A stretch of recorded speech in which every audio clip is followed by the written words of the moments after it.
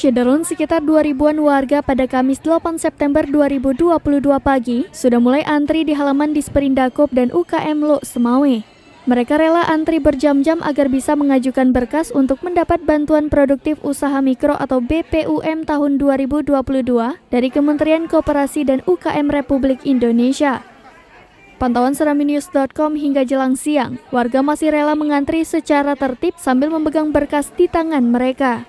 Bagi yang duluan mengantri atau berada di barisan depan, maka berkesempatan masuk terlebih dahulu. Selanjutnya diarahkan ke petugas penerima berkas. Sedangkan untuk melayani penerimaan berkas, pihak dinas pun menyediakan 2 meja, yakni di lantai 1 dan di lantai 2. Kepala Disperindakop dan UKM Lok Semawe Muhammad Rizal Esos MSI menjelaskan, beberapa hari lalu pihaknya menerima surat dari Dinas Koperasi dan UKM Provinsi Aceh untuk melakukan pengiriman calon penerima BPUM tahun 2022. Didasari hal tersebut, pihaknya membuka pendaftaran selama 3 hari yakni 6-8 September 2022 agar pelaku usaha mikro bisa mendaftarkan diri dengan melengkapi berkas yang telah ditentukan. Berkas yang harus dilengkapi seperti memiliki usaha kategori usaha mikro bukan ASN, TNI atau Polri, memiliki nomor induk berusaha dan lainnya, serta pastinya tidak boleh mengajukan berkas kembali bagi pelaku usaha yang telah menerima BPUM tahun 2020 dan 2021.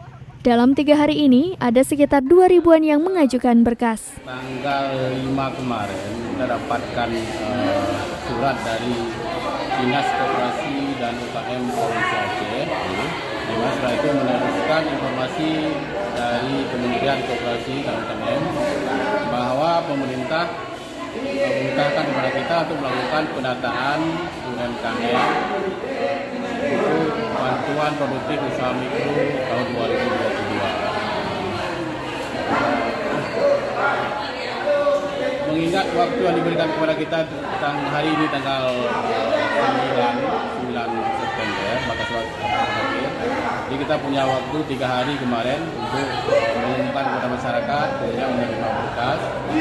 Kemudian disyaratkan bahwa data yang kita berikan ini usaha mikro yang belum mendapatkan bantuan serupa di tahun 2021. Ini berarti tahap penyerahan berkas ya?